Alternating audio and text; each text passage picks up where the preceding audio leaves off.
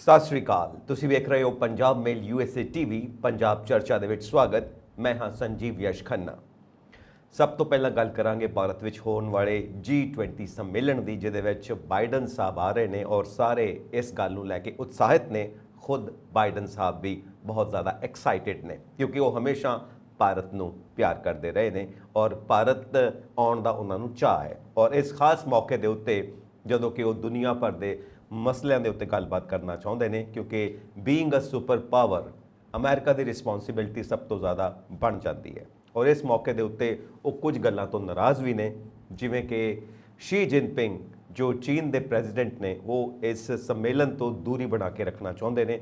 ਉਸ ਦੀ ਥਾਂ ਤੇ ਇੱਕ ਸੈਕੰਡ ਪਰਸਨ ਨੂੰ ਭੇਜਿਆ ਜਾ ਰਿਹਾ ਹੈ ਇਸ ਸੰਮੇਲਨ ਦੇ ਵਿੱਚ ਸ਼ਾਮਿਲ ਹੋਣ ਵਾਸਤੇ ਚੀਨ ਵੱਲੋਂ, ਜਦਕਿ ਬਾਈਡਨ ਸਾਹਿਬ ਇਹ ਚਾਹੁੰਦੇ ਸੀ ਕਿ ਸ਼ੀ ਜਿਨਪਿੰਗ ਖੁਦ ਆਉਣ ਔਰ ਅਸੀਂ ਦੋਵੇਂ ਜਾਣੇ ਮਿਲ ਕੇ ਦੇਸ਼ ਤੇ ਦੁਨੀਆ ਦੇ ਮਸਲਿਆਂ ਦੇ ਉੱਤੇ ਗੱਲ ਕਰ ਸਕੀਏ, ਖਾਸ ਕਰਕੇ ਗਲੋਬਲ ਸਾਊਥ ਦੀ, ਕਿ ਜਿਹੜੀਆਂ ਗਰੀਬ ਕੰਟਰੀਜ਼ ਨੇ ਉਹਨਾਂ ਨੂੰ ਕਿੱਦਾਂ ਅਸੀਂ ਅਮੀਰ ਬਣਾਈਏ, ਆਪਣੇ ਬਰਾਬਰ ਲਿਆਉਣ ਦੀ ਕੋਸ਼ਿਸ਼ ਕਰੀਏ।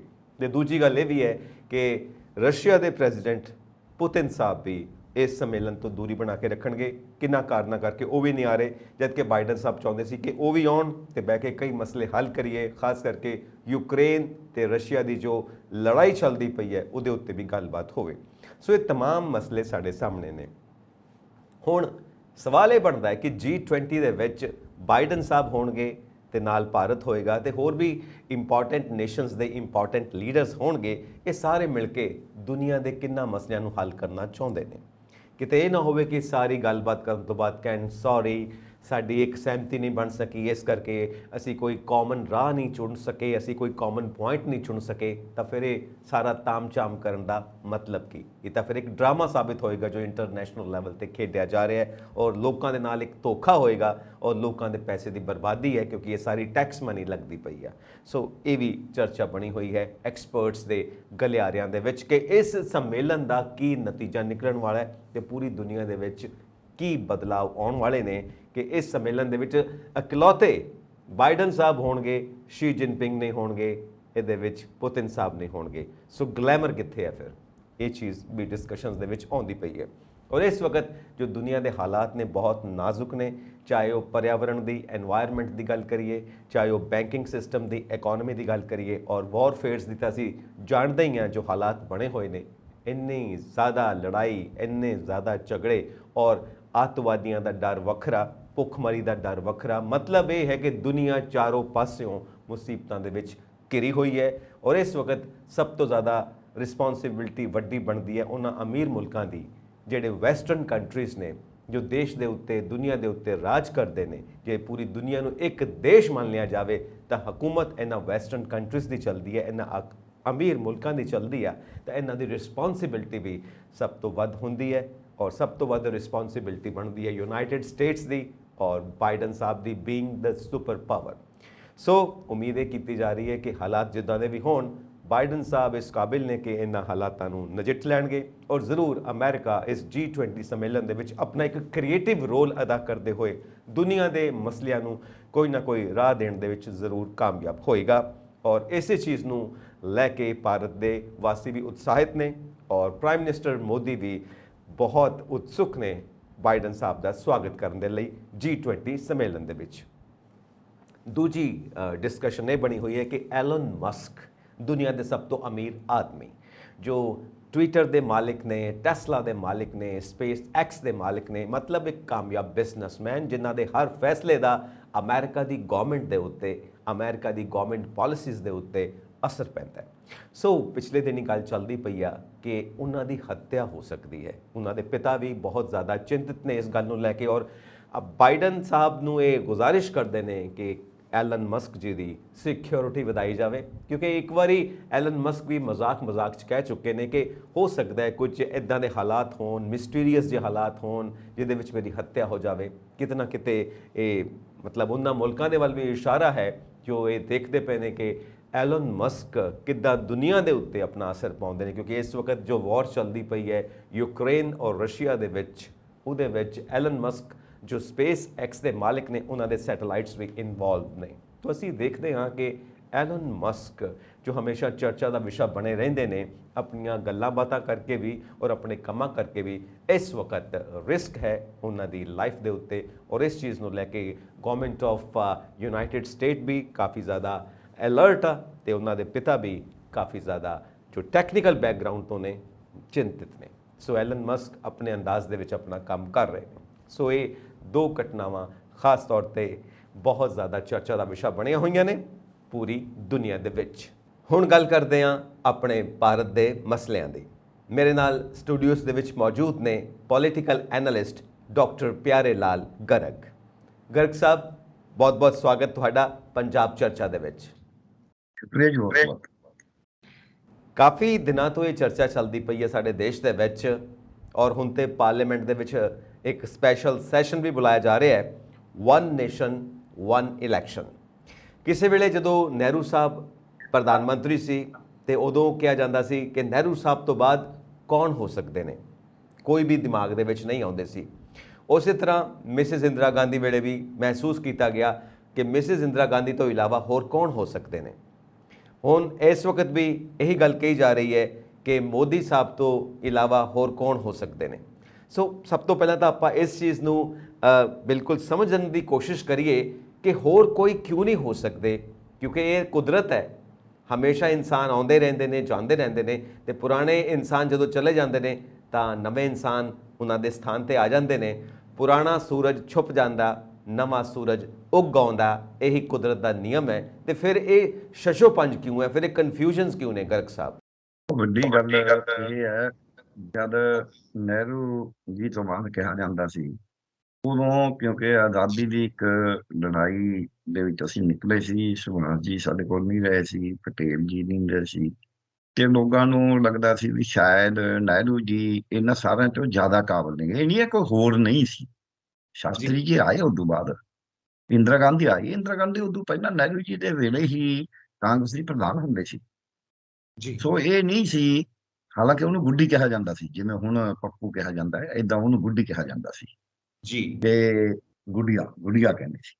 ਤੋ ਉਹ ਇਹ ਨਹੀਂ, ਕਾਮਰਾਜ ਵਰਗੇ ਲੀਡਰ ਸੀਗੇ, ਮੋਰਾਰਜੀ ਦੇਸਾਈ ਵਰਗੇ ਲੀਡਰ ਸੀਗੇ, ਲੀਡਰ ਹੈਗੇ ਸੀ, ਇਹ 'ਚ ਕੋਈ ਸ਼ੱਕ ਨਹੀਂ ਜੀ। ਤੇ ਪਰ ਇੱਕ ਵੱਡੀ ਜਿਹੜੀ ਸਮੱਸਿਆ ਹੁੰਦੀ ਹੈ, ਇਹ ਲੋਕਾਂ ਦੇ ਮਨ ਮਸਤਕ ਦੇ ਵਿੱਚ ਕਈ ਵਾਰੀ ਇੱਕ ਵਿਅਕਤੀ ਉਹਦੇ ਕਾਰਨਾਮਾ ਕਰਕੇ ਘਰ ਘਰ ਜਾਂਦਾ ਵੀ ਇਹ ਬਹੁਤ ਵੱਡਾ ਹੈ, ਹੋਰ ਕੋਈ ਸ਼ਾਇਦ ਏਦਾਂ ਵੱਡਾ ਨਾ ਹੋਵੇ। ਇਹ ਤਾਂ ਸੱਚ ਹੈ ਵੀ ਸਾਰੇ ਵਿਅਕਤੀ ਇੱਕ ਬਰਾਬਰ ਨਹੀਂ ਹੁੰਦੇ, ਪਰ ਇਹ ਵੀ ਸੱਚ ਹੈ ਓਡਾ ਹੀ ਵੱਡਾ ਕਿ ਜਿੱਡਾ ਮਰਜ਼ੀ ਵੱਡਾ ਵਿਅਕਤੀ ਹੋਵੇ ਉਦੋਂ ਵੱਡੇ ਵੀ ਆਉਣ ਵਾਲੇ ਹੁੰਦੇ ਨੇ, ਤੇ ਉਦੋਂ ਛੋਟੇ ਵੀ ਆਉਣ ਵਾਲੇ ਹੁੰਦੇ ਨੇ। ਸੋ ਇਹ ਵੱਡੇ ਛੋਟੇ ਦਾ, ਤਾਕਤਵਰ ਨਾ ਤਾਕਤਵਰ ਦਾ, ਸੰਸਾਰ ਇਦਾਂ ਹੀ ਚੱਲਦਾ ਹੈ। ਕੁਦਰਤ ਦੇ ਵਿੱਚ ਹਰ ਰੋਜ਼ ਬਦਲਾਅ ਹੁੰਦੇ ਨੇ, ਸਮਾਜ ਦੇ ਵਿੱਚ ਬਦਲਾਅ ਹੁੰਦੇ ਨੇ। ਰਾਜ ਐਡੇ ਐਡੇ ਵੱਡੇ ਵੱਡੇ ਰਾਜੇ ਖਤਮ ਹੋਏ ਨੇ। ਹਰਨਾਕਸ਼ ਨੂੰ ਕੋਈ ਸੋਚਦਾ ਨਹੀਂ ਸੀ ਵੀ ਇਹਨੂੰ ਕੋਈ ਖਤਮ ਕਰ ਦੇਗਾ, ਸਾਰੇ ਉਹਦੇ ਚਮਚੇ ਬਣ ਗਏ ਸੀ, ਪਰ ਇੱਕ ਧਰੂਰ ਉੱਠਿਆ ਤੇ ਹਰਨਾਕਸ਼ ਉਹਨੂੰ ਕੁਝ ਨਹੀਂ ਕਹਿ ਸਕਿਆ।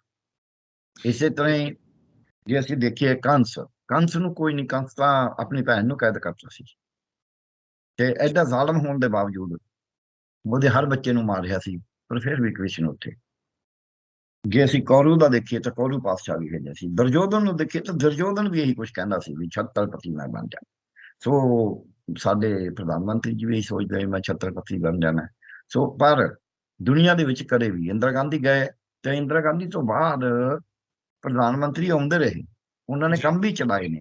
ਪਰ ਵੱਖਰੀ ਹੈ ਵੀ ਕਹੇ ਜਾ ਸਮਾਂ ਆ ਗਿਆ ਜਦ ਦੇਸ਼ ਦੇ ਵਿੱਚ ਕੋਲੀਸ਼ਨ ਸਰਕਾਰਾਂ ਦਾ ਜ਼ਮਾਨਾ ਆ ਗਿਆ, ਇੱਕ ਪਾਰਟੀ ਦੀਆਂ ਸਰਕਾਰਾਂ ਨਹੀਂ ਰਹੀਆਂ। ਔਰ ਇਹ ਸਭ ਨੂੰ ਪਤਾ ਹੈ, ਸਾਰੇ ਸਿਆਸੀ ਮਾਹਰਾਂ ਨੂੰ, ਸਿਆਸਤਦਾਨਾਂ ਨੂੰ, ਤੇ ਜਿਹੜੇ ਰਾਜਨੀਤੀ ਸ਼ਾਸਤਰ ਪੜ੍ਹਦੇ ਨੇ ਉਹਨਾਂ ਨੂੰ, ਕਿ ਜਦ ਕੋਲੀਸ਼ਨ ਸਰਕਾਰਾਂ ਹੁੰਦੀਆਂ ਨੇ ਡੈਮੋਕ੍ਰੇਸੀ ਦੇ ਵਿੱਚ, ਉਹ ਜੁੜਦੀਆਂ ਤੇ ਟੁੱਟਦੀਆਂ ਰਹਿੰਦੀਆਂ ਨੇ। ਉਹ ਆਪਣਾ ਸਮਾਂ ਕਈ ਵਾਰ ਪੂਰਾ ਨਹੀਂ ਕਰਦੀਆਂ। ਜਦੋਂ ਸਮਾਂ ਪੂਰਾ ਨਹੀਂ ਕਰਦੀਆਂ ਤਾਂ ਸਾਨੂੰ ਲੱਗਦਾ ਹੈ ਵੀ ਇਹ ਜਿਹੜੇ ਨੇ ਇਹ ਲੀਡਰ ਨਾਲਾਇਕ ਨੇ। ਇਹ ਕਈ ਵਾਰ ਸਾਨੂੰ ਐਂ ਲੱਗਦਾ, ਜਦ ਕਿ ਉਹਦੇ ਵਿੱਚੋਂ ਬਹੁਤ ਸਾਰੇ ਹੋਰ ਕਾਰਕ ਹੁੰਦੇ ਨੇ। ਜੇ 1977 ਵਾਲੀ ਸਰਕਾਰ ਇੱਕ ਵਾਰੀ ਪ੍ਰਧਾਨ ਮੰਤਰੀ ਬਦਲੇ ਤੇ ਇੱਕ ਵਾਰੀ ਸਰਕਾਰ ਟੁੱਟੀ। ਜੇ ਅਸੀਂ ਕਹੀਏ ਰਾਜੀਵ ਗਾਂਧੀ ਤੋਂ ਬਾਅਦ ਵੀਪੀ ਸਿੰਘ ਦੀ ਸਰਕਾਰ ਪ੍ਰਧਾਨ ਮੰਤਰੀ ਬਦਲੇ ਤੇ ਸਰਕਾਰ ਟੁੱਟੀ ਚੰਦਰ ਸ਼ੇਖਰ ਦੀ। ਜੇ ਅਸੀਂ ਕਹੀਏ ਕਿ ਅਟਲ ਬਿਹਾਰੀ ਵਾਜਪਾਈ ਜੀ ਦੀ ਸਰਕਾਰ ਜਾਂ ਆਪਾਂ ਕਹੀਏ ਪਹਿਲਾਂ ਦੇਵੇ ਗੌਰਵਾ ਜੀ ਤੇ ਪ੍ਰਧਾਨ ਮੰਤਰੀ ਆਏ, ਗੁਜਰਾਲ ਸਾਹਿਬ ਆਏ, ਫਿਰ ਸਰਕਾਰ ਟੁੱਟੀ। ਫਿਰ ਅਸੀਂ ਦੇਖਿਆ 13 ਦਿਨ ਦੀ, 13 ਮਹੀਨਿਆਂ ਦੀ, 53 ਮਹੀਨਿਆਂ ਦੀ ਵਾਜਪਾਈ ਸਾਹਿਬ ਦੀ ਸਰਕਾਰ। ਉਸ ਤੋਂ ਬਾਅਦ ਜ਼ਰੂਰ ਜਿਹੜੀਆਂ ਸਰਕਾਰਾਂ ਨੇ ਉਹ ਤਕਰੀਬਨ ਸਟੇਬਲ ਰਹੀਆਂ ਨੇ। 2008 ਦੇ ਵਿੱਚ ਲੈਫਟ ਨੇ ਕੋਸ਼ਿਸ਼ ਕਰੀ ਸੀ ਕਿ ਮਨਮੋਹਨ ਸਿੰਘ ਦੀ ਸਰਕਾਰ ਨੂੰ ਕਿਸੇ ਨਾ ਕਿਸੇ ਨਾਲ ਟਿੱਬੀ ਲਾ ਦਿੱਤੀ ਜਾਵੇ, ਪਰ ਉਹ ਨਹੀਂ ਲੱਗੀ। ਤੇ ਇਹ 2 ਵਾਰੀ ਮੋਦੀ ਸਾਹਿਬ ਦੀ, ਜਿਹੜਾ ਮੋਦੀ ਸਾਹਿਬ ਦਾ ਜਿੱਤਣ ਦਾ ਤੇ ਇਹਨਾਂ ਦੇ ਰਾਜ ਕਰਨ ਦਾ ਜਿਹੜਾ ਸਭ ਤੋਂ ਜ਼ਿਆਦਾ ਵਿਵਾਦਪੂਰਨ ਸਮਾਂ ਰਿਹਾ। ਜੀ ਇੰਨਾ ਵਿਵਾਦਪੂਰਨ ਸਮਾਂ ਕਿਸੇ ਵੀ, ਚਾਹੇ ਉਹ ਮੁੱਖ ਮੰਤਰੀ ਸਾਲ ਰਹੇ, 2 ਸਾਲ ਰਹੇ, ਇੰਨਾ ਵਿਵਾਦਪੂਰਨ ਸਮਾਂ ਕਦੇ ਵੀ ਨਹੀਂ ਰਿਹਾ। ਉਹਦੇ 2 ਕਾਰਨ ਨੇ। ਉਹਦੇ ਕਾਰਨ ਇਹ ਨੇ, ਇੱਕ ਤਾਂ ਇਹਨਾਂ ਦੀ ਜਿੱਤ ਦੇ ਉੱਤੇ ਪਹਿਲੀ ਵਾਰ ਤਾਂ ਨਹੀਂ, ਪਰ ਦੂਜੀ ਵਾਰੀ ਇਹਨਾਂ ਦੀ ਜਿੱਤ ਦੇ ਉੱਤੇ ਸ਼ੰਕੇ ਕਰੇ ਗਏ ਜੀ ਕਿ ਸ਼ਾਇਦ ਈਵੀਐਮ ਦਾ ਕੋਈ ਗੜਬੜ ਹੈ, ਸ਼ਾਇਦ ਪੁਲਵਾਮਾ ਕਰਕੇ ਹੋ ਗਈ ਹੈ। ਇੱਕ ਤਾਂ ਇਹ ਜਿੱਤ ਆਪਣੇ ਆਪ 'ਚ ਇਹਨਾਂ ਦੀ ਕੁਐਸਚਨੇਬਲ ਸੀ। ਉੱਤੇ ਸਵਾਲੀਆ ਚਿੰਨ੍ਹ ਲੱਗਿਆ ਹੋਇਆ ਸੀ। ਇਹਨਾਂ ਨੇ ਉਹ ਸਵਾਲੀਆ ਚਿੰਨ੍ਹ ਦਾ ਜਵਾਬ CIC election commission of India ਦੇ ਰਾਹੀਂ, ECI ਦੇ ਰਾਹੀਂ ਨਹੀਂ ਦਿੱਤਾ। ਜਦ ਕਿ ਉਹ ਦਿਖਾਉਣਾ ਚਾਹੀਦੀ ਵੀ ਆਹ ਪੰਜਾਂ ਨੇ ਈਵੀਐਮ ਮਸ਼ੀਨਾਂ ਦੇਖ ਲਓ, ਜਿਹਨੇ ਦੇਖਣੀਆਂ, ਸਾਨੂੰ ਕੀ ਇਤਰਾਜ਼ ਹੈ। ਉਹਨਾਂ ਨੇ ਇਹੋ ਜਿਹੀਆਂ ਸ਼ਰਤਾਂ ਜਿਹਨਾਂ ਹੈ ਕਿ ਲੋਕ ਸ਼ੰਕੇ ਪੈ ਗਏ। ਔਰ ਈਵੀਐਮ ਮਸ਼ੀਨਾਂ ਲੋਕਾਂ ਦੇ ਘਰਾਂ 'ਚ ਵੀਡੀਓ 'ਚ ਦਿਖਾ ਦਿੱਤੀਆਂ ਗਈਆਂ ਸੋਸ਼ਲ ਮੀਡੀਆ ਰਾਹੀਂ ਵੀ ਆਹ ਪਈਆਂ ਨੇ ਘਰਾਂ 'ਚ, ਖੋਲ੍ਹੀਆਂ ਪਈਆਂ ਨੇ, ਆ ਜਾਂਦੀਆਂ ਨੇ। ਪ੍ਰਾਈਵੇਟ ਉਹ ਜਿਹੜਾ ਕੈਂਡੀਡੇਟ ਉਹਦੀ ਗੱਡੀ 'ਚ ਵੀ ਹੁੰਦੀਆਂ ਦੇਖੀਆਂ ਗਈਆਂ, ਤਾਂ ਉਹਦੇ 'ਤੇ ਸ਼ੰਕੇ ਪੈਦਾ ਹੋਣੇ ਸ਼ੁਰੂ ਹੋ ਗਏ।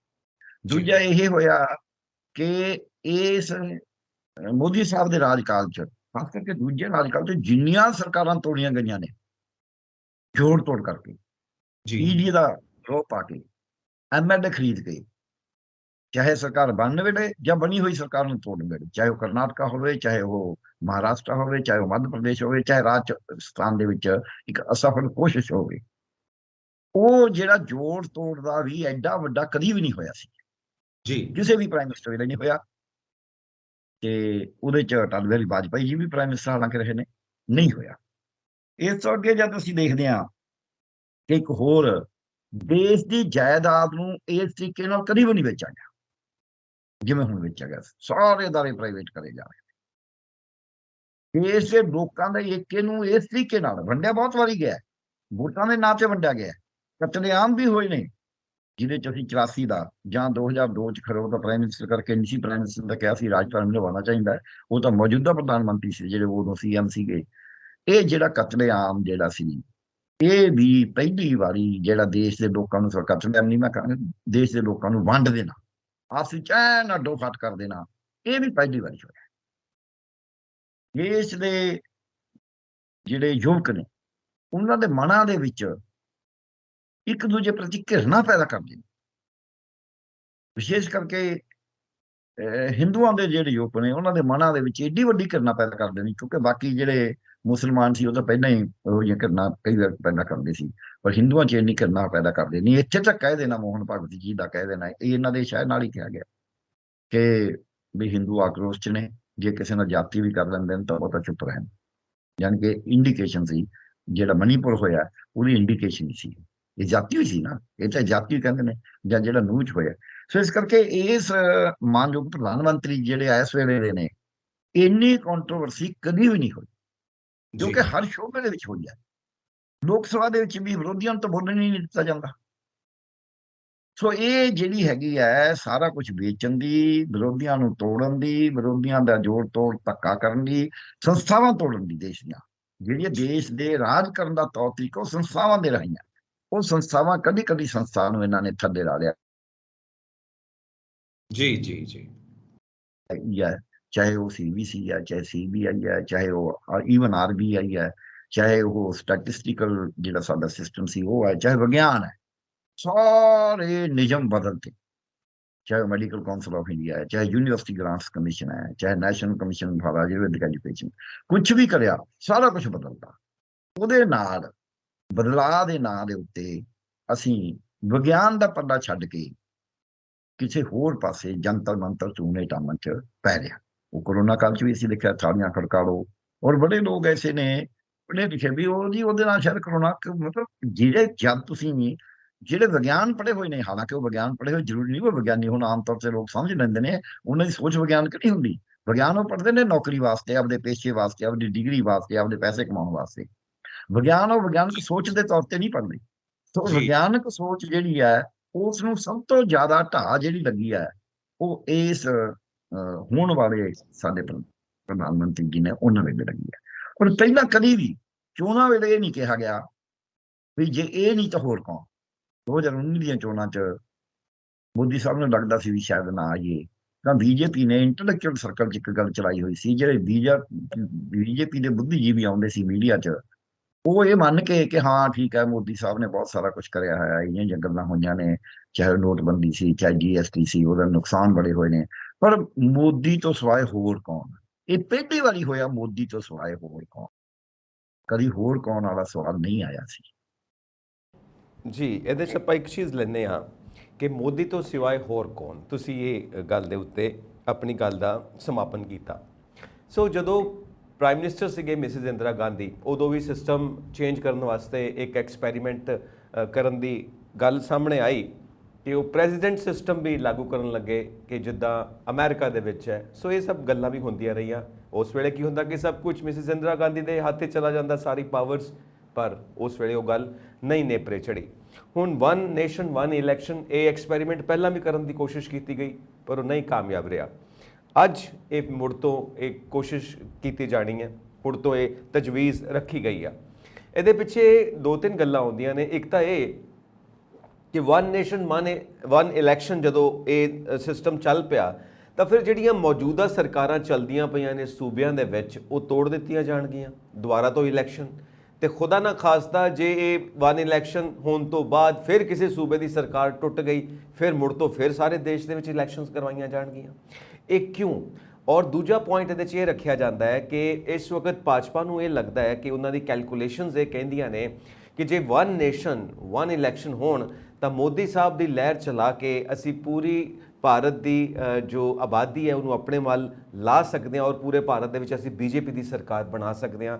ਕਿਤੇ ਨਾ ਕਿਤੇ BJP ਨੂੰ ਇਹ ਲੱਗਦਾ ਹੈ ਕਿ ਸਨ 2024 ਦੀਆਂ ਇਲੈਕਸ਼ਨਸ ਦੇ ਵਿੱਚ ਗੇਮ ਉਹਨਾਂ ਦੇ ਹੱਥੋਂ ਨਿਕਲਦੀ ਜਾਪਦੀ ਹੈ ਉਹਨਾਂ ਨੂੰ। ਇਸ ਕਰਕੇ ਉਹ ਇਹ ਲਿਆਉਣਾ ਚਾਹੁੰਦੇ ਨੇ ਕਿ ਜਦੋਂ ਵਨ ਨੇਸ਼ਨ ਵਨ ਇਲੈਕਸ਼ਨ ਹੋ ਜਾਏਗਾ ਤਾਂ ਇੱਕੋ ਵਾਰੀ ਸਾਰੀ ਕੈਂਪੇਨ ਚਲਾ ਕੇ ਮੋਦੀ ਸਾਹਿਬ ਦਾ ਪ੍ਰਚਾਰ ਕਰਕੇ ਸਾਰੇ ਦੇਸ਼ ਵਾਸੀਆਂ ਨੂੰ ਆਪਣੇ ਵੱਲ ਲਾ ਕੇ ਅਸੀਂ ਪੂਰੇ ਦੇਸ਼ ਦੇ ਵਿੱਚ ਤੇ ਸੈਂਟਰ ਦੇ ਵਿੱਚ ਆਪਣੀ ਸਰਕਾਰ ਬਣਾਉਣ ਦੇ ਵਿੱਚ ਕਾਮਯਾਬ ਹੋ ਜਾਵਾਂਗੇ। ਇਹ ਇਲੈਕਸ਼ਨਸ ਜਿੱਤਣ ਵਾਸਤੇ ਇੱਕ ਸਿਸਟਮ ਅਪਣਾਇਆ ਜਾ ਰਿਹਾ ਹੈ। ਗਰਗ ਸਾਹਿਬ, ਦੇਖੋ ਗੱਲ ਇਹ ਹੈ, ਜਿਹੜਾ ਤੁਸੀਂ ਪਹਿਲਾਂ ਕਿਹਾ ਇਹ 'ਚ ਕੋਈ ਸ਼ੱਕ ਨਹੀਂ ਹੈ ਕਿ ਜਦ ਐਮਰਜੈਂਸੀ ਲਾਈ ਇੰਦਰਾ ਗਾਂਧੀ ਨੇ, ਉਹ ਆਪਣੀ ਗੱਦੀ ਵਾਸਤੇ ਲਾਈ ਸੀ ਤੇ ਤੁਰਕਮਾਨ ਗੇਟ ਦੀ ਘਟਨਾ ਵੀ ਹੋਈ। ਤੇ ਪਰ ਉਸ ਵਕਤ ਇੱਕ ਗੱਲ ਮੈਂ ਹਾਂ ਪੱਖੀ ਇਹ ਕਹਾਂਗਾ, ਉਸ ਵਕਤ ਇਹ ਸੀਗਾ ਕਿ ਦੇਸ਼ ਦੇ ਵਿੱਚ ਆਪੋਜੀਸ਼ਨ ਪਾਰਟੀਆਂ ਦੇ ਵਿੱਚ ਬੜੇ ਵੱਡੇ ਕੱਦਾਵਰ ਨੇਤਾ ਹੈਗੇ ਸੀ ਜੀ ਔਰ ਲਗਾਤਾਰ ਜਿਹੜਾ ਖਾਸ ਕਰਕੇ ਪੰਜਾਬ ਦਾ ਹੈ, ਪੰਜਾਬ ਦਾ ਅਕਾਲੀ ਦਲ ਉਦੋਂ ਇੰਨਾ ਤਕੜਾ ਸੀ ਕਿ ਉਹਨਾਂ ਨੇ 19 ਮਹੀਨੇ ਐਮਰਜੈਂਸੀ ਦੇ ਖਿਲਾਫ ਮੋਰਚਾ ਲਾ ਕੇ ਰੱਖਿਆ, ਜੀ ਜਿਵੇਂ ਆ ਕਿਸਾਨਾਂ ਨੇ ਮੋਰਚਾ ਲਾ ਕੇ ਰੱਖਿਆ ਸੀ 380 ਦਿਨ ਦਾ। ਜੀ ਤੇ ਹੁਣ ਅਕਾਲੀ ਦਲ ਤਾਂ ਸਿੱਖਾਂ ਦੇ ਤਾਂ ਸਾਰੇ ਧੜੀ ਤਕਰੀਬਨ ਮੋਦੀ ਸਾਹਿਬ ਦੀ ਸ਼ਾਨੀ ਭਰਦੇ ਨੇ, ਕੋਈ ਭਾਵਾਂ ਇੱਕ ਅੱਧੇ ਗਿਣਤੀ ਦੇ ਬੰਦੇ ਰਹਿ ਗਏ ਜਿਹੜੇ ਇਹਦੇ ਉਲਟ ਹੋਣ ਤੇ ਕਾਪੀ ਵਾਲੀ ਹਾਲਤ ਹੋ ਰਹੀ ਨੇ।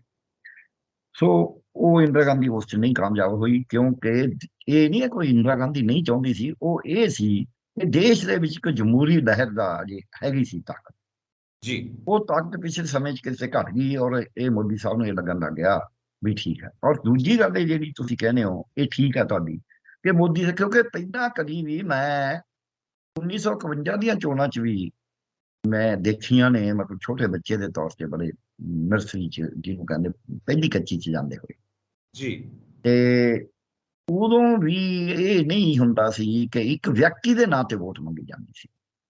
ਜੀ ਹੁਣ ਪੂਰੀਆਂ ਸੂਬਿਆਂ ਸਾਰੀ ਥਾਂ ਤੇ ਵੀ ਮੋਦੀ ਸਾਹਿਬ ਆਪ ਕਹਿੰਦੇ ਨੇ, ਕਿਸੇ ਪ੍ਰਧਾਨ ਮੰਤਰੀ ਨੂੰ ਮੈਂ ਕਹਿੰਦੇ ਨਹੀਂ ਸੁਣਿਆ ਵੀ ਮੈਨੂੰ ਵੋਟ ਦਿਓ। ਮੋਦੀ ਸਾਹਿਬ ਕਹਿੰਦੇ ਵੀ ਤੁਸੀਂ ਕੀ ਲੈਣਾ, ਜਿਹੜਾ ਮਰਜ਼ੀ ਖੜਾ ਹੋਵੇ ਵੋਟ ਤੁਸੀਂ ਮੈਨੂੰ ਪਾਣੀ ਹੈ। ਇਹ ਜਿਹੜਾ ਹੈਗਾ ਇਹ ਆਪਣੇ ਆਪ 'ਚ ਪਹਿਲਾਂ ਹੀ ਇੱਕ ਕਿਸਮ ਦਾ ਚੋਣ ਪੱਧਰ ਦੇ ਉੱਤੇ ਤਾਂ ਪ੍ਰੈਜ਼ੀਡੈਂਸ਼ੀਅਲ ਫਾਰਮ ਆਫ ਗਵਰਨਮੈਂਟ ਬਣਾਈ ਦਿੱਤੀ, ਹੋਰ ਕੌਣ ਕਹਿ ਕੇ ਤੇ ਚੋਣ ਰਾਹੀਂ ਕਰਕੇ। ਹੁਣ ਜਿਹੜਾ ਇਹਨਾਂ ਨੂੰ ਡਰ ਪੈ ਗਿਆ, ਸਹੀ ਕਿਹਾ ਤੁਸੀਂ, ਕੋਈ ਸ਼ੱਕ ਨਹੀਂ ਹੈ ਇਸ 'ਚ, ਇਹਨਾਂ ਨੂੰ ਡਰ ਪੈ ਗਿਆ ਕਿ ਮੋਦੀ ਸਾਹਿਬ ਦੀ ਪਾਪੂਲੈਰਿਟੀ ਸ਼ਾਇਦ ਤੇ BJP ਦੀ RSS ਦਾ ਸਾਰਾ ਕੁਝ ਹੀਜ ਪਿਆਜ ਕਾਫੀ ਲੋਕਾਂ ਦੇ ਸਾਹਮਣੇ ਇਸ ਤਰ੍ਹਾਂ ਦਾ ਆ ਗਿਆ ਕਿ ਲੋਕਾਂ ਦੀ ਉਹਦੇ 'ਚ ਤਸੱਲੀ ਨਹੀਂ ਹੈ, ਲੋਕਾਂ ਦਾ ਮਨੋ ਉਚਾਟ ਹੋ ਰਿਹਾ ਹੈ, ਇਸ ਕੋਈ ਸ਼ੱਕ ਨਹੀਂ ਹੈ। ਉਹਦੇ ਉੱਤੋਂ ਇਹ ਸੋਚਦੇ ਨੇ ਵੀ ਜੇ ਫਿਰ ਵੀ BJP 'ਚ ਕੋਈ ਨੇਤਾ ਹੈਗਾ ਤੇ ਉਹ ਤਾਂ ਮੋਦੀ ਸਾਹਿਬ ਹੀ ਹੈ। ਪਰ ਇਹ ਤਾਂ ਜੀ ਆਪਾਂ ਸਾਰਿਆਂ ਨੂੰ ਵੀ ਪਤਾ ਵੀ ਬੀਜੇਪੀ ਦੇ ਵਿੱਚ ਹੋਰ ਤਾਂ ਕੋਈ ਨੇਤਾ ਉਸ ਤਰੀਕੇ ਦਾ ਤਾਂ ਖੜਾ ਹੀ ਨਹੀਂ ਹੋਣ ਦਿੱਤਾ ਗਿਆ। ਜੀ ਜਿਹੜਾ ਵੀ ਆਇਆ, ਕਈਆਂ ਨੇ ਤਾਂ ਇਹ ਸ਼ਾਇਦ ਆਰਐਸਐਸ ਵਾਲੇ ਆਪ ਹੀ ਦਵਾਉਂਦੇ ਹੋਣਗੇ ਜਾਂ ਬੀਜੇਪੀ ਵਾਲੇ, ਕਿਉਂਕਿ ਉਹ ਤਾਂ ਦੋਸ਼ ਇਹ ਵੀ ਲੱਗਦੇ ਰਹੇ ਨੇ ਵੀ ਜਿਹੜਾ ਨੇਤਾ ਉੱਠਦਾ ਸੀ ਜਿਹਨੇ ਮਾੜਾ ਮੋਟਾ ਮੋਦੀ ਸਾਹਿਬ ਦਾ ਵਿਰੋਧ ਕਰਿਆ ਵਿਦਨ ਬੀਜੇਪੀ, ਉਹਨੂੰ ਜ਼ੀਰੋ ਕਰਤਾ ਜਾਂ ਉਹ ਖਤਮ ਹੋ ਗਿਆ। ਤੇ ਵੱਡੇ ਵੱਡੇ ਜਿਹੜੇ ਸਟਾਰਵਰਟ ਸੀਗੇ ਬੀਜੇਪੀ 'ਚ, ਉਹ ਬਿਲਕੁਲ ਖਤਮ ਕਰਤੇ, ਚਾਹੇ ਉਹ ਜਸਵੰਤ ਸਿਨਹਾ ਸੀ, ਚਾਹੇ ਜਸਵੰਤ ਸਿੰਘ ਸੀਗੇ, ਚਾਹੇ ਉਹ ਮੋਦੀ ਇਹ ਆਪਣੇ ਅਡਵਾਨੀ ਸਾਹਿਬ ਸੀਗੇ, ਚਾਹੇ ਪਹਿਲਾਂ ਅਟਲ ਬਿਹਾਰੀ ਵਾਜਪਾਈ ਚਲੋ ਮੰਜੇ ਤੇ ਪਾਤੇ, ਚਾਹੇ ਉਹ ਸੁਸ਼ਮਾ ਸਵਰਾਜ ਜੀ ਸੀਗੇ, ਚਾਹੇ ਉਮਾ ਭਾਰਤੀ ਹੈ, ਜਿਹੜੇ ਵੱਡੇ ਵੱਡੇ ਨੇਤਾ ਹੋਏ, ਚਾਹੇ ਮੁਰਲੀ ਮਨੋਹਰ ਜੋਸ਼ੀ ਜੀ। ਤੇ ਉਸ ਤਰੀਕੇ ਨਾਲ ਜੇ ਅਸੀਂ ਦੇਖੀਏ ਜੇ ਅਰੁਣ ਸ਼ੌਰੀ ਜੀ, ਬੜੇ ਤਕੜੇ ਨੇਤਾ ਹੋਏ ਨੇ, ਬੜੇ ਬੁੱਧੀਮਾਨ ਨੇਤਾ ਸੀਗੇ ਬੀਜੇਪੀ 'ਚ। ਐਸੀ ਗੱਲ ਨਹੀਂ ਹੈ ਕਿ ਬੀਜੇਪੀ ਦੇ ਵਿੱਚ ਐਵੇਂ ਹੀ ਚੱਲੀ ਜਾਂਦਾ ਸੀ। ਉਹ ਸਾਰੇ ਨੇਤਾ ਕਿਤੇ ਨਾ ਕਿਤੇ ਹੁਣ ਪਿੱਛੇ ਪਿਛੋਕੜ ਚਲੇ ਗਏ। ਉਹ ਸਾਰੇ ਧੁੰਦਲੇ ਹੋ ਗਏ, ਉਹਨਾਂ ਦੇ ਚਿਹਰੇ ਉਹ ਧੁੰਦਲੇ ਕਰ ਦਿੱਤੇ ਗਏ ਨੇ। ਚਿਹਰੇ ਧੁੰਦਲੇ ਹੋਏ ਨਹੀਂ, ਕਰ ਦਿੱਤੇ ਗਏ ਨੇ। ਉਹਨਾਂ ਦੇ ਕੋਈ ਅਰੁਣ ਸ਼ੌਰੀ ਜੀ ਦੇ ਜਾਂ ਮੁਰਲੀ ਮਨੋਹਰ ਜੋਸ਼ੀ ਜੀ ਦੇ ਜਾਂ ਅਡਵਾਨੀ ਸਾਹਿਬ ਦੇ ਜਾਂ ਅਟਲ ਬਿਹਾਰੀ ਵਾਜਪਾਈ ਸਾਹਿਬ ਦੇ, ਅਡਵਾਨੀ ਸਾਹਿਬ ਦੀ ਰਾਸ਼ਟਰੀ ਯਾਤਰਾ ਜ਼ਰੂਰ ਲੋਕਾਂ ਨੂੰ ਇਤਰਾਜ਼ ਸੀਗਾ। ਤੇ ਉਹਨਾਂ ਦੇ ਉੱਤੇ ਇਦਾਂ ਦੇ ਕਦੇ ਉਹ ਨਹੀਂ ਹੋਏ ਸੀਗੇ ਵੀ ਉਹਨਾਂ ਦੇ ਚਿਹਰੇ ਆਪੇ ਧੁੰਦਲੇ ਹੋ ਗਏ ਹੋਣ। ਉਹ ਕਰ ਦਿੱਤੇ ਗਏ। ਔਰ ਕਰੀਏ ਕਿਹਨੇ? ਬੀਜੇਪੀ ਨੇ, ਆਪਣਿਆਂ ਨੇ ਖੁਦ ਹੀ। ਸੋ ਇਸ ਕਰਕੇ ਇੱਕ ਤਾਂ ਇਹ ਹੈ। ਇਹਦੇ ਵਿੱਚ ਹੁਣ ਰਹਿ ਗਿਆ ਬੀਜੇਪੀ ਕੋਲ ਨੇਤਾ ਤਾਂ ਛੋਟੇ ਨੇ, ਉਹਨਾਂ ਦੇ ਨਾਂ ਤੇ ਤਾਂ ਵੋਟ ਵਾਟ ਮਿਲਣੀ ਆਪਾਂ ਨੂੰ ਪੰਜਾਬ 'ਚ ਵੀ ਪਤਾ ਹੀ ਆ। ਕਿਸਾਨ ਅੰਦੋਲਨ ਵੇਲੇ ਜਿਹੜੇ ਇਹਨਾਂ ਦੇ ਨੇਤਾ ਸੀਗੇ, ਤੇ ਹੁਣ ਉਹ ਸੋਚਦੇ ਨੇ ਵੀ ਮੋਦੀ ਸਾਹਿਬ ਦੇ ਨਾਂ ਤੇ ਅਸੀਂ ਜਿੱਤ ਸਕਦੇ ਹਾਂ, ਤੇ ਫਿਰ ਸੂਬੇ ਵੀ ਮੋਦੀ ਸਾਹਿਬ ਦੇ ਨਾਂ ਤੇ ਜਿੱਤ ਸਕਦੇ ਨੇ। ਕਿਉਂਕਿ ਇੱਕ ਮਾਨਸਿਕ ਤੌਰ ਦੇ ਉੱਤੇ ਜਦ ਮਾਨਸਿਕਤਾ ਦੇ ਅਧਿਐਨ ਹੁੰਦੇ ਨੇ ਸਾਈਕੋਲੋਜੀ ਵਾਲੇ, ਉਹ ਜਿਹੜੇ ਬੰਦੇ ਦੀ ਸੋਚ ਹੈ ਉਹ ਕਿਉਂ ਕੰਮ ਕਰਦੀ ਹੈ, ਉਹਦੇ ਵਿੱਚ ਇਹ ਹੁੰਦਾ ਹੈ ਵੀ ਜੇ ਤੁਸੀਂ ਬੰਦੇ ਨੂੰ ਰੰਗ ਦਿਖਾਈ ਜਾਓ ਬਾਰ-ਬਾਰ ਇੱਕ ਰੰਗ ਬਾਰ-ਬਾਰ ਚੌਥੇ ਨੰਬਰ ਤੇ ਆਵੇ, ਉਹ ਤੀਜੇ ਵਾਲੇ ਨੂੰ ਉਹੀ ਰੰਗ ਕਹਿ ਜਾਂਦਾ ਹੈ। ਤੇਜ਼ੀ ਨਾਲ ਜਦ ਰੰਗ ਕੋਲੋਂ ਨਿਕਲਦੇ ਨੇ, ਇਸੇ ਤਰ੍ਹਾਂ ਹੀ ਦੱਬਣਾ, ਉਹਨੂੰ ਕਹੋ ਵੀ ਆ ਰੰਗ ਦੱਬ। ਜੋ ਇੱਕ ਵਾਰੀ ਉਹਨੇ ਫਰਜ਼ ਕੋਲ ਹਰਾ ਰੰਗ ਦੱਬਤਾ, ਤੇ ਉਹ ਦੂਜਾ ਵੀ ਜਦ ਉਹਦੇ ਸਾਹਮਣੇ ਰੰਗਾਂ ਦਾ ਪੱਟ ਲਾਏਗਾ, ਉਹ ਹਰਾ ਚਾਹੇ ਥੋੜਾ ਦੂਰ ਵੀ ਹੋਵੇ ਦੱਬੇਗਾ ਹਰਾ ਹੀ, ਕਿਉਂਕਿ ਉਹਦਾ ਸਾਈਕੀ ਹਰੇ ਤੇ ਫਿੱਟ ਹੋ ਜਾਂਦੀ ਹੈ। ਦਿਮਾਗ 'ਚ ਇੱਕ ਪਿਕਚਰ ਬਣਦੀ ਹੈ। ਹਰ ਜਿਹੜੀ ਚੀਜ਼ ਅਸੀਂ ਦੇਖਦੇ ਹਾਂ ਉਹਦੀ ਦਿਮਾਗ 'ਚ ਇੱਕ ਪਿਕਚਰ ਬਣਦੀ ਆ, ਉਹਨੂੰ ਪਿਕਚਰ ਨੂੰ ਹਟਣ ਨੂੰ ਟਾਈਮ ਲੱਗਦਾ ਹੈ। ਜਿਵੇਂ ਇਹਦੀ ਮੈਂ ਉਦਾਹਰਨ ਦਿੰਦਾ, ਸਾਇੰਟੀਫਿਕ ਵਿਗਿਆਨਕ, ਇਹ ਤਾਂ ਵਿਗਿਆਨ ਨੂੰ ਮੰਨਦੇ ਨਹੀਂ ਨਾ। ਵਿਗਿਆਨਕ ਉਦਾਹਰਨ ਇਹ ਹੈ ਵੀ ਸਿਨੇਮੇ ਦੇ ਵਿੱਚ ਆਪਾਂ ਨੂੰ ਲੱਗਦਾ ਹੁੰਦਾ ਵੀ ਸਾਰੇ ਤੁਰਦੇ ਫਿਰਦੇ ਨੇ, ਕੋਈ ਸਟਿਲ ਪਿਕਚਰਾਂ ਨਹੀਂ ਹੈਗੀਆਂ। ਜੀ ਅਸਲ 'ਚ ਪਿਕਚਰ ਸਟਿਲ ਹੀ ਹੁੰਦੀ ਆ। ਹਾਂਜੀ ਅਸਲ 'ਚ ਪਿਕਚਰ ਤੁਰ ਨਹੀਂ ਰਹੀ ਹੁੰਦੀ। ਉਹਦੇ ਵਿੱਚ 1 ਸਕਿੰਟ ਦੇ ਵਿੱਚ ਕਿੰਨੇ ਇਮੇਜ ਆਉਂਦੇ ਨੇ, ਕਿੰਨੇ ਵਾਰੀ ਤੁਹਾਡੀ ਅੱਖਾਂ ਦੇ ਸਾਹਮਣੇ ਆਉਂਦਾ, ਉਹ ਤੁਹਾਨੂੰ ਤੁਰਦਾ ਦਿਖਾ ਦਿੰਦਾ ਹੈ। ਜੀ ਉਹ ਤੁਰ ਨਹੀਂ ਰਹੇ ਹੁੰਦੇ ਅਸਲ 'ਚ, ਉਹ ਤੁਰਦੇ ਤਾਂ ਦਿਖਦੇ ਨੇ ਕਿ ਉਹਨਾਂ 'ਚ ਤੇਜ਼ੀ ਜ਼ਿਆਦਾ ਹੁੰਦੀ ਹੈ ਇਮੇਜ ਦੇ, ਉਹ ਪਰਛਾਈ ਦੇ ਤੁਹਾਡੇ ਸਾਹਮਣੇ ਆਉਣ ਦੀ। ਇਸੇ ਤਰ੍ਹਾਂ ਜਦ ਅਸੀਂ ਟ੍ਰੇਨ 'ਚ ਬੈਠੇ ਹੁੰਦੇ ਹਾਂ, ਕਈ ਵਾਰੀ ਜਿਹੜੀ ਨਾਲ ਦੀ ਟ੍ਰੇਨ ਆ ਉਹ ਚੱਲ ਪੈਂਦੀ ਹੈ, ਤੇ ਸਾਨੂੰ ਲੱਗਦਾ ਕਿ ਸਾਡੀ ਟ੍ਰੇਨ ਚੱਲਦੀ ਹੈ, ਯੈਸ ਜਾਂ ਜੀ ਸਾਡੀ ਚੱਲ ਪੈਂਦੀ ਹੈ, ਸਾਨੂੰ ਲੱਗਦਾ ਨਾਲ ਦੀ ਚੱਲੀ ਹੈ। ਇਦਾਂ ਹੀ ਟ੍ਰੇਨ 'ਚ ਅਸੀਂ ਬੈਠੇ ਹੁੰਦੇ ਹਾਂ, ਤੇ ਸਾਨੂੰ ਲੱਗਦਾ ਹੁੰਦਾ ਵੀ ਅਸੀਂ ਤਾਂ ਖੜੇ ਹਾਂ, ਪਰ ਨਾਲ ਦੇ ਦਰਖਤ ਜਿਹੜੇ ਸੜਕ ਦੇ ਉੱਤੇ ਨੇ, ਰੇਲਵੇ ਲਾਈਨ ਦੇ ਨੇੜੇ, ਉਹ ਦਰਖਤ ਚੱਲ ਰਹੇ ਨੇ। ਇਹ ਦੇਖੋ ਕਦੇ ਕਰਕੇ। ਸੋ ਇਸ ਕਰਕੇ ਇਹ ਜਿਹੜੀ ਅੱਖਾਂ ਦੀ ਭ੍ਰਾਂਤੀ ਹੈ, ਉਹਦੇ ਰਾਹੀਂ ਜਿੱਤਣਾ ਚਾਹੁੰਦੇ ਨੇ ਕਿ ਬੰਦਾ ਇੱਕ ਦੱਬੇਗਾ, ਉਹ ਮੋਦੀ ਸਾਹਿਬ ਵਾਲੇ ਦੱਬੇਗਾ ਬਹੁਤੇ, ਤੇ ਫਿਰ ਦੂਜਾ ਜਦ ਦੱਬੇਗਾ, ਉਦੋਂ ਫਿਰ ਮੋਦੀ ਸਾਹਿਬ ਵਾਲੇ ਪਾਸੇ ਜਾਏਗੀ ਵੋਟ, ਬੀਜੇਪੀ ਕਮਲ ਨੂੰ ਜਾਏਗੀ। ਸੋ ਇੱਕ ਇਹ ਆਪਾਂ ਇਹ ਛੱਡ ਵੀ ਦਈਏ ਈਵੀਐਮ 'ਚ ਕੀ ਹੋਏਗਾ, ਕਿ ਇਹ ਤਾਂ ਇਹਨਾਂ ਦੀ ਸੋਚ ਹੈ। ਪਰ ਇਹਦੇ ਨੁਕਸਾਨ, ਕਿਉਂਕਿ ਤੁਸੀਂ ਪੁੱਛੇ ਨਹੀਂ, ਮੈਂ ਦੱਸਾਂਗਾ ਵੀ ਨਹੀਂ ਵੀ ਇਹਦੇ ਕੀ ਨੇ। ਹੁਣ ਨੁਕਸ ਇਹਦਾ ਇਹ ਹੈ ਵੀ ਜਿਹੜੇ ਤੁਸੀਂ ਸਵਾਲ ਕਰੇ ਨੇ, ਉਹਦਾ ਜਵਾਬ ਆਪਾਂ ਥੋੜਾ ਜਿਹਾ ਵਿਸ਼ਲੇਸ਼ਣ ਕਰ ਲੈਂਦੇ ਆ। ਜਦ ਤੁਸੀਂ ਇੱਕ ਚੋਣ, ਇੱਕ ਰਾਸ਼ਟਰ, ਤੁਸੀਂ ਤਾਂ ਦੇਸ਼ ਕਹਿਤਾ, ਉਹਨਾਂ ਨੇਸ਼ਨ ਕਿਹਾ, ਇੱਕ ਜੀ ਰਾਸ਼ਟਰ ਇੱਕ ਚੋਣ ਕਹਿੰਦੇ ਨੇ। ਇੱਕ ਤਾਂ ਰਾਸ਼ਟਰ ਤੇ ਦੇਸ਼ 'ਚ ਫਰਕ ਹੈ। ਇਹਨਾਂ ਨੇ ਰਾਸ਼ਟਰ ਦਾ ਝੰਡਾ ਉਠਾਇਆ ਹੋਇਆ ਹੈ, ਇਹਨਾਂ ਨੇ ਦੇਸ਼ ਦਾ ਝੰਡਾ ਨਹੀਂ ਉਠਾਇਆ ਹੋਇਆ। ਜੀ ਤੇ ਦੇਸ਼ 'ਚ ਤਾਂ ਸਾਰੇ ਲੋਕ ਸ਼ਾਮਲ ਨੇ, ਲੋਕਾਂ ਦਾ ਏਕਾ ਹੀ ਦੇਸ਼ ਹੁੰਦਾ ਹੈ। ਰਾਸ਼ਟਰ ਹੁੰਦਾ ਇੱਕ ਖਾਸ ਕਿਸਮ ਦੇ ਲੋਕਾਂ ਦਾ ਏਕਾ ਹੁੰਦਾ ਹੈ। ਸੋ ਭਾਰਤ ਇੱਕ ਰਾਸ਼ਟਰ ਨਹੀਂ ਹੈ, ਭਾਰਤ ਦਾ ਇੱਕ ਦੇਸ਼ ਹੈ। ਉਹਦਾ ਰਾਸ਼ਟਰੀ ਝੰਡਾ ਇਸ ਕਰਕੇ ਉਹ ਦੇਸ਼ ਨੇ ਆਪਦੇ ਆਪ ਨੂੰ ਇੱਕ ਰਾਸ਼ਟਰ ਮੰਨਿਆ। ਜੀ ਦੇਸ਼ ਬਣਨ ਤੋਂ ਬਾਅਦ ਦੇਸ਼ ਬਣਿਆ ਸੂਬਿਆਂ ਦੀ ਯੂਨੀਅਨ ਨਾਲ, ਇਹ ਸਾਡੇ ਸੰਵਿਧਾਨ 'ਚ ਲਿਖਿਆ। ਸੋ ਇਸ ਜੀ ਕਰਕੇ ਇਹਦੇ ਵਿੱਚ ਪਹਿਲਾਂ ਤਾਂ ਇਹ ਹੈ ਕਿ ਭਾਰਤ ਦੇ ਵਿੱਚ ਰਾਸ਼ਟਰਪਤੀ ਰਾਜ ਲਾਗੂ ਹੋ ਹੀ ਨਹੀਂ ਸਕਦਾ, ਜਦ ਕਿ ਸੂਬਿਆਂ 'ਚ ਰਾਸ਼ਟਰਪਤੀ ਰਾਜ ਲਾਗੂ ਹੋ ਸਕਦਾ ਹੈ। ਭਾਰਤ 'ਚ ਤਾਂ ਹਮੇਸ਼ਾ ਹੀ 1 ਸਕਿੰਟ ਵਾਸਤੇ ਵੀ ਰਾਸ਼ਟਰਪਤੀ ਰਾਜ ਨਹੀਂ ਰਹਿਣਾ, ਕੋਈ ਪ੍ਰਾਵਧਾਨ ਹੀ ਨਹੀਂ ਹੈ। ਸੋ ਜੀ ਜੇ ਭਾਰਤ 'ਚ ਰਾਸ਼ਟਰਪਤੀ ਰਾਜ ਹੋ ਨਹੀਂ ਸਕਦਾ, ਸੂਬੇ 'ਚ ਤੁਹਾਨੂੰ ਸਰਕਾਰ ਤੋੜਨੀ ਪੈਗੀ, ਉਹ ਰਾਸ਼ਟਰਪਤੀ ਰਾਜ ਲੱਗ ਗਿਆ, ਮੰਨ ਲਓ ਸਰਕਾਰ ਆਪੇ ਟੁੱਟ ਗਈ, ਰਾਸ਼ਟਰਪਤੀ ਰਾਜ ਲੱਗਿਆ ਨਹੀਂ, ਚੋਣ ਕੀ ਤੁਸੀਂ ਚੋਣ ਨਹੀਂ ਕਰਾਓਗੇ, ਫਿਰ ਰਾਸ਼ਟਰਪਤੀ ਰਾਜ ਜਾਣ ਕੇ ਲਾਓਗੇ? ਜੋੜ ਤੋੜ ਰੋਜ਼ ਹੀ ਹੁੰਦੇ ਨੇ ਸੂਬਿਆਂ 'ਚ। ਪੰਜਾਬ एग्जैक्टली ਨੇ ਤਾਂ ਕਿੰਨੇ ਵਾਰੀ ਸਫ਼ਰ ਕਰੇ। ਦੂਜੀ ਗੱਲ, ਮੰਨ ਲਓ ਜਿਵੇਂ ਮਣੀਪੁਰ 'ਚ ਇਹਨਾਂ ਨੇ ਨਹੀਂ ਲਾਇਆ ਤੋੜ ਕੇ, ਉਹ ਗੱਲ ਵੱਖਰੀ ਹੈ। ਮਣੀਪੁਰ 'ਚ ਜੋ ਹਿੰਸਾ ਹੋਈ ਹੈ, ਜਿਸ ਦੇ ਉੱਤੇ ਬਰਬਰਤਾ ਹੋਈ ਹੈ, ਉਹਦੇ ਉੱਤੇ ਜੇ ਕਦੇ ਨਾ ਕਦੇ ਇਹਨਾਂ ਦੇ ਮਨ 'ਚ ਆਵੇ ਵੀ ਸ਼ਾਇਦ ਯਾਰ ਜੇ ਮਣੀਪੁਰ 'ਤੇ ਆਪਾਂ ਲਾ ਲਈਏ ਕੁਛ ਚੋਣਾਂ ਦੇ ਨੇੜੇ ਜਾ ਕੇ ਪ੍ਰੈਜ਼ੀਡੈਂਟ ਰੂਲ ਕਰਦੀ ਵੀ ਸ਼ਾਇਦ ਸਾਨੂੰ ਲੋਕ ਬਖਸ਼ ਦੇਣ, ਤੇ ਉਹ ਜਿਹੜਾ ਜੋ ਕੁਛ ਹੋਇਆ ਹੈ, ਮੰਨ ਲਓ ਉੱਥੇ ਸਰਕਾਰ ਟੁੱਟ ਜਾਂਦੀ ਹੈ ਤੇ ਉਹ ਮਣੀਪੁਰ 'ਚ ਸ਼ਾਂਤੀ ਨਹੀਂ ਹੁੰਦੀ ਚੋਣਾਂ ਤੱਕ, ਲੋਕ ਸਭਾ ਦੀਆਂ ਤੱਕ। ਇਹਦਾ ਮਤਲਬ ਲੋਕ ਸਭਾ ਦੀਆਂ ਚੋਣਾਂ ਹੋਣ ਤੋਂ ਬਾਅਦ ਕੀ ਫਿਰ 5 ਸਾਲ ਲਗਾਤਾਰ ਪ੍ਰੈਜ਼ੀਡੈਂਟ ਰੂਲ ਰੱਖਣਗੇ? ਕਿਉਂਕਿ ਵਨ ਨੇਸ਼ਨ ਵਨ ਇਲੈਕਸ਼ਨ ਵਾਲਾ ਤਾਂ ਉੱਥੇ ਬੰਦਾ ਪੂਰਾ ਨਾ ਹੋਇਆ। ਇਸੇ ਤਰ੍ਹਾਂ ਹੀ ਹਰਿਆਣੇ ਦੇ ਵਿੱਚ ਜੋ ਨੂਚ ਹੋਇਆ, ਉਹ ਵੀ ਆਪਾਂ ਨੂੰ ਪਤਾ ਸ਼ਰਮਸ਼ਾਰ ਕਰਨ ਵਾਲਾ ਹੈ। ਪਰ ਉੱਥੋਂ ਦੇ ਲੋਕਾਂ ਨੇ ਬੜੀ ਬਹਾਦਰੀ ਦੇ ਨਾਲ ਆ ਕੇ, ਚਾਹੇ ਉਹ ਜਾਟ ਨੇ ਚਾਹੇ ਕੋਈ ਨੇ, ਉਹਨਾਂ ਕਿਹਾ ਵੀ ਨਹੀਂ ਅਸੀਂ ਇਹਨਾਂ ਦੇ ਨਾਲ ਆ, ਤੁਸੀਂ ਐਂ ਨਹੀਂ ਕਰ ਸਕਦੇ। ਇਹ ਵੀ ਪਾਸਾ ਆਇਆ ਸਾਹਮਣੇ। ਸੋ ਉਸ ਕਰਕੇ ਉੱਥੇ ਬੁਲਡੋਜ਼ਰ ਵਾਲੀ ਜਿਹੜੀ ਇਹਨਾਂ ਦੀ ਕਵਾਇਦ ਸੀ ਉਹ ਪੂਰੀ ਨਹੀਂ ਹੋ ਸਕੀ। ਹੁਣ ਦੂਜਾ ਸਵਾਲ ਇਹ ਹੈ ਕਿ ਸੂਬਿਆਂ ਦੇ ਵਿੱਚ ਇਹਦਾ ਜਿਹੜਾ ਵੱਡਾ ਨੁਕਸਾਨ ਹੈ ਨਾ, ਕੱਲੀਆਂ ਐ ਨਹੀਂ ਵੀ ਚੋਣਾਂ ਹੋ ਵੀ ਸਕਣਗੀਆਂ, ਨਹੀਂ, ਇਹਦੇ ਵਿੱਚ ਕੱਲੇ ਸੂਬੇ ਨਹੀਂ ਹੈਗੇ। ਜਿਹੜੀ 8 ਮੈਂਬਰੀ ਕਮੇਟੀ ਬਣਾਈ ਹੈ, ਜਿਸ 'ਚੋਂ ਇੱਕ ਮੈਂਬਰ ਹੀਰਾ ਰੰਜਨ ਚੌਧਰੀ ਜੀ ਤਾਂ ਰਿਜ਼ਾਈਨ ਹੀ ਕਰ ਗਏ, ਉਹਦੇ ਵਿੱਚ ਪੰਚਾਇਤਾਂ ਵੀ ਸ਼ਾਮਲ ਕਰੀਆਂ ਹੋਈਆਂ ਨੇ ਵੀ ਇਹਦੇ ਬਾਰੇ ਵੀ ਸੋਚਣਾ ਤੁਸੀਂ।